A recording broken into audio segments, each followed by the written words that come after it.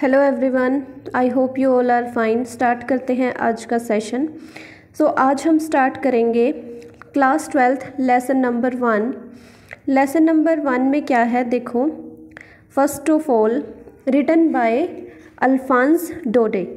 Alphonse Daudet, ये आप writer का नेम याद रखेंगे। ये कौन थे? एक फ्रेंच नॉवलिस्ट थे, ठीक है, और शॉर्ट स्टोरी राइटर थे। ये आप ध्यान रखेंगे। आगे देखो लेसन की सेटिंग क्या है। सेटिंग यानी कि कहाँ का है ये लेसन, कहाँ पे हुआ था जो इंसिडेंट है वो। तो जिस टाइम पे फ्रेंको पर्शियन वॉर चल रहा था उस टाइम की ये बात है। फ्रांस जो है उसको जीत लिया गया था बाय पर्शिया, ठीक है। तो ये वाली 2-3 चीज़ें इंपॉर्टेंट है लेसन स्टार्ट करने से पहले, आप इनको ध्यान रखेंगे। एक है कि किन 2 डिस्ट्रिक्ट्स की बात की जा रही है लेसन के अंदर, तो वो है Alsace and Lorraine. Alsace and Lauren.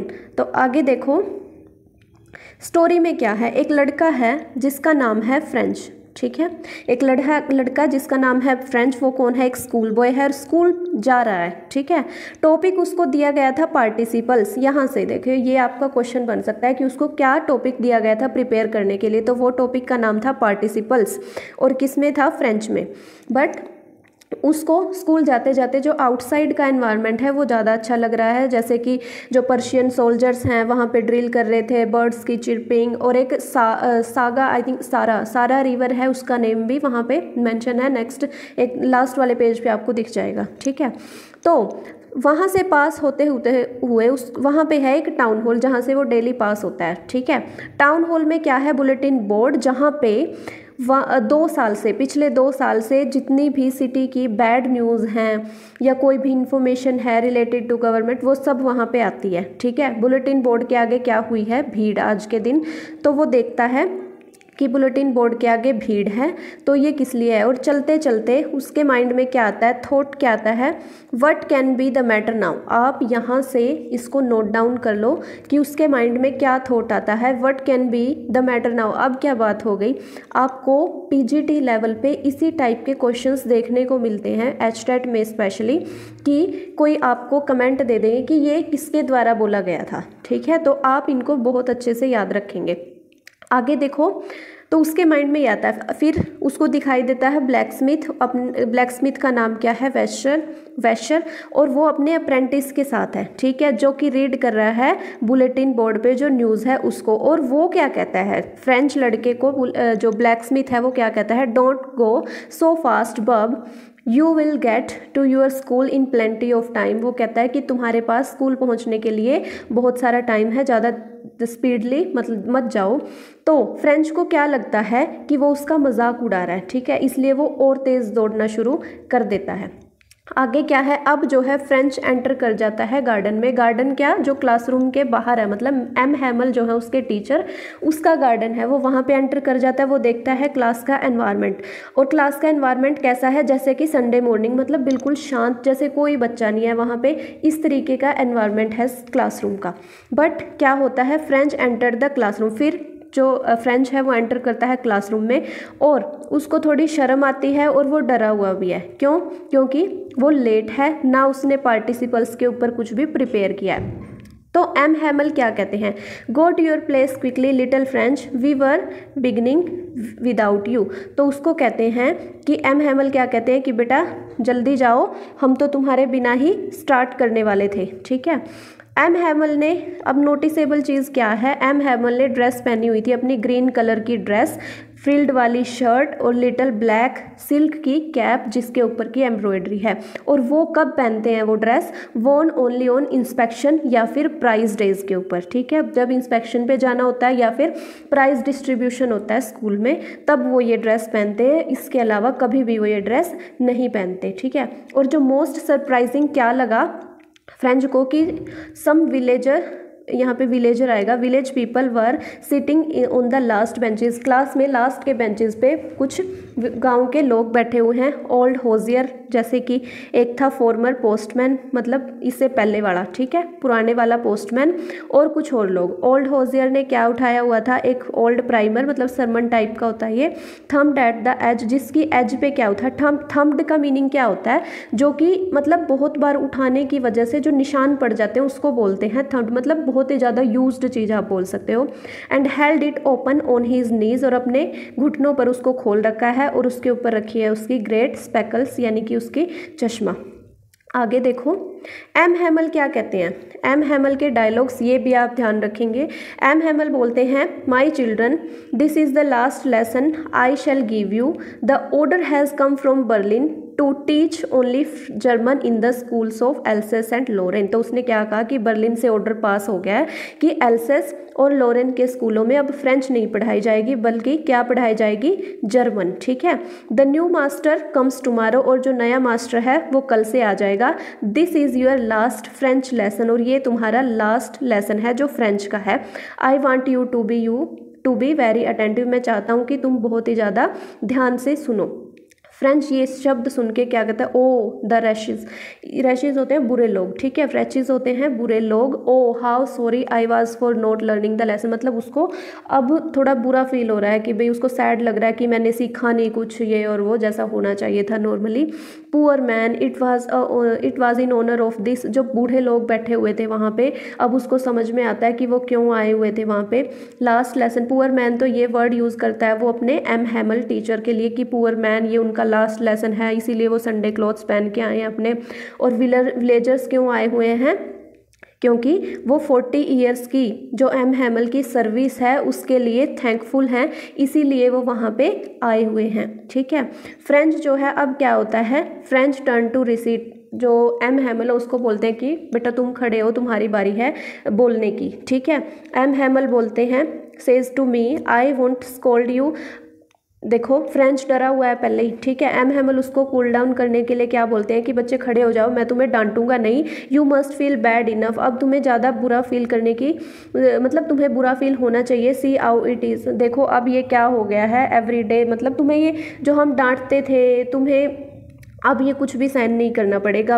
I have plenty of time, I will learn it tomorrow and now you see where we have come out. हम, वो बोलता है कि हम ऐसे ही बोलते रहते हैं कि हम कल कर लेंगे, कल कर लेंगे, अब देखो क्या टाइम आ गया कि हमारे पास टाइम ही नहीं है वो कल करने के लिए। Ah that's the great trouble with Alsace, ये क्या हुआ है, ग्रेट ट्रबल हुआ है। एल्सेस का क्या ट्रबल है कि लर्निंग टिल टुमारो, कि कल तक कर लेंगे, मतलब आगे टालते रहना, ठीक है।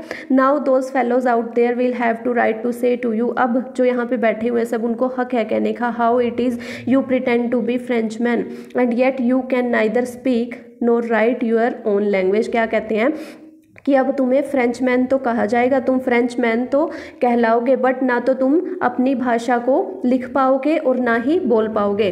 But you are the worst poor little French, लेकिन पुअर, वो उसको फ्रेंच को क्या कहते हैं, तुम्हारी तो हालत बहुत ही ज़्यादा ख़राब हो और भी ख़राब हो तुम। We have all a great deal of reproach ourselves with, तो क्या कहते हैं कि हमारे पास तो समय था, मतलब अपने आप को वो दोबारा बोलते हैं कि हमारे पास तो समय था, सिर्फ तुम्हारी ही गलती नहीं है, ठीक है। ये कहना चाह रहे हैं कि सिर्फ तुम्हारी गलती नहीं है, तुम्हारे पेरेंट्स की भी गलती है, मतलब वो सबको ऐसे अब्यूज़ करते हैं कि तुम्हारे पेरेंट्स की भी गलती है, क्योंकि वो तुम्हें भेजने के लिए इतना ज़्यादा तत्पर नहीं थे कि तुम सीखो कुछ, ठीक है।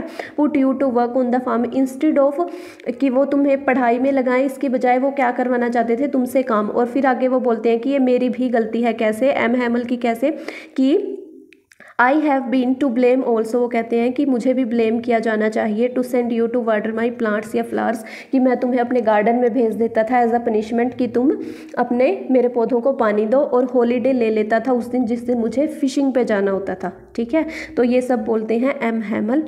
आगे क्या होता है, फ्रेंच लैंग्वेज, वो बोलते हैं कि फ्रेंच लैंग्वेज बहुत ही ज़्यादा ब्यूटीफुल लैंग्वेज है संसार की, बहुत ही ज़्यादा क्लियर है, लॉजिकल है, और हमें इसे गार्ड करना चाहिए। It among us never forget, और इसे कभी भी भूलना नहीं है।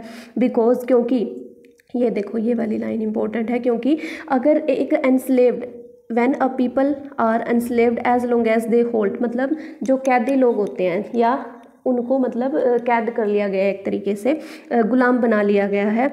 तो उनको अपनी भाषा को कभी नहीं छोड़ना चाहिए। जब तक वो अपनी भाषा पे पकड़ बनाए रखते हैं तब तक उनके पास अपने प्रिजन की है, अपनी जेल की, मतलब जेल से बाहर निकलने का रास्ता है, कहने का मतलब ये है। ठीक है, फिर होता है ग्रामर का लेक्चर। तो आगे वो पढ़ाना शुरू करते हैं, पहले ग्रामर का, फिर राइटिंग का और फिर हिस्ट्री का। ठीक है, ये होते हैं उनके टॉपिक्स। फिर क्या होता है, एम हैमल आज के दिन क्या लाए हुए थे, नई कॉपीज़ उनके लिए, और उनके ऊपर क्या लिखा हुआ था, फ्रांस एल्सेस, फ्रांस एल्सेस। ठीक है, on the roof of the pigeon, बाहर का एनवायरनमेंट कैसा है, बाहर पेड़ पौधे हैं और छत पे कबूतरों की आवाज़ आ रही है, जैसे वो करते हैं गुटरगू गुटरगू।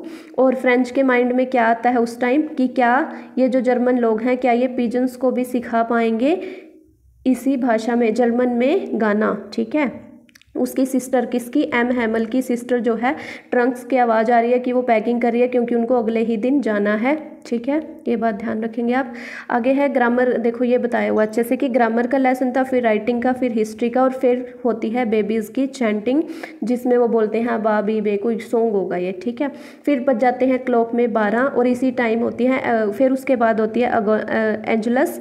ये एक प्रेयर है, ठीक है, प्रेयर टाइप में, और उसी टाइम पे सुनाई देती हैं जो पर्शियन सोल्जर्स थे जो सा मिल के पीछे की तरफ थे, वो उनके आने की आवाज़ अपनी ड्रिल से वापस आते हैं वो। ठीक है, तो ये सब सेम टाइम पे ही होता है।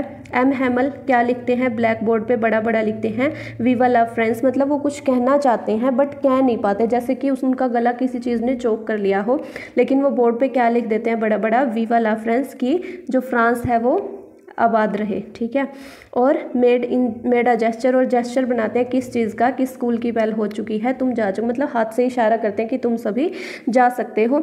यहाँ पे एक रिवर का जिक्र किया गया है, उसका नेम है सार। ठीक है, जहाँ पे वो फिशिंग वाला कंसेप्ट आता है, फिशिंग वाला भी बोल सकते हो, या फिर जो फ्रेंच बाहर जो टाउन हॉल में से क्रॉस कर रहा था उस वहीं पे है ये आसपास। ठीक है, अब वोकेबलरी जो इस लेसन में से बनती है वो मैंने आपको यहीं पे करवा दी। देखो, in great deal of, in great deal of का मतलब होता है to be very afraid about something that might happen, जैसे कि फ्रेंच के साथ हो रहा था कि कुछ होने वाला था, उससे वो डर रहा था। ठीक है, इन यूनिसन, यूनिसन होता है एक ही जैसा रिपीट करना, मतलब सभी बच्चे जैसे प्रेयर करते हैं तो एक जैसी प्रेयर करते हैं, उसे बोलते हैं यूनिसन।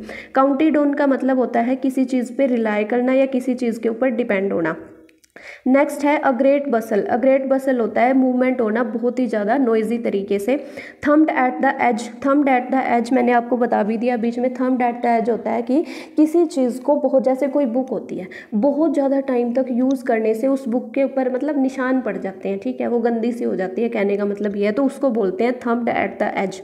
नेक्स्ट है रीप्रोच और सेल्स विद, ये है एम हैमल ने बोला था, ये बात ध्यान रखना, टू एक्सप्रेस डिसअप्रूवल, डिसअप्रूवल या फिर क्रिटिसिज्म। जब ये कब आता है, जब वो बोलते हैं कि हम सभी गिल्टी हैं इस चीज़ के लिए कि हमने तुम्हें सिखाया नहीं है। नेक्स्ट देखो, नेक्स्ट क्या है, रैपिंग, रैपिंग होता है खटखटाना। कोमोशन होता है हलचल या हंगामा। न्यूसेंस बाधा या ऑब्स्टेकल। देखो ये वाले जो है ना, कम आउट, लुकड अप, ये क्या है आपकी फ्रेजल वर्ब्स। फ्रेजल वर्ब्स आपके एग्जाम में पूछे जाते हैं, तो जितनी इस लेसन में से बन रही थी तो वो मैं आपको साथ के साथ करवा दूंगी। ठीक है, कम आउट, कम आउट का मतलब है कि टू अपीयर या टू सब पब्लिश समथिंग। ठीक है, मतलब अपीयर होना। पुट ऑफ का मतलब है पोस्टपोन कर देना, मतलब आगे बढ़ा देना। ठीक है, या टाल देना बोल सकते हैं। फ्लाई इन का मतलब है to approve somewhere by plane, arrive somewhere, मतलब जैसे कि हमारे इंसेक्ट्स होते हैं वो जैसे उड़ के क्लासरूम में आ गए, तो इस तरीके से ये यूज़ हुआ है। लुकड अप का मतलब है searching for information using a reference resource, reference resource जैसे कि गाइड बुक्स हम यूज़ करते हैं, तो उनमें कुछ सर्च करना इन्फॉर्मेशन को, तो उसको बोलते हैं लुकड अप। नेक्स्ट देखो, लुक इन, लुक इन क्या होता है, मेक अ शॉर्ट विजिट और कॉल, मतलब बस जैसे कि जो एम हैमल हैं वो जा रहे थे तो हर चीज़ की तरफ देख रहे थे एम हैमल कि ये टेबल है, ये रूलर, मतलब वो 40 साल से वहाँ पे थे, तो एक शॉर्ट विजिट कर रहे थे हर चीज़ का। नेक्स्ट है twined about, twined about twist around something. Twined about का मीनिंग है, जैसे विंडोज़ के लिए यूज़ हुआ है लेसन में, कि विंडोज़ को ऐसे देख रहे थे, उनके आसपास घूम रहे थे। एंजलस मीनिंग मैंने आपको बता दिया, एंजलस का एक प्रेयर है, रोमन कैथोलिक प्रेयर है, जिसमें 2-3 गॉड के नाम आते हैं। ठीक है, तो ये था हमारा लेसन। इससे रिलेटेड इस लेसन में जितना करवाया गया है सब इम्पोर्टेंट है। अगर ये आप कर लेते हो, इससे एक्स्ट्रा आपको कुछ भी करने की ज़रूरत नहीं है। यहाँ से आपका क्वेश्चन स्किप नहीं होगा, I am guarantee, I am sure that, ठीक है, कि आपका क्वेश्चन यहाँ से स्किप नहीं होगा अगर आप इसको अच्छे से कर लेते हैं। Thank you so much.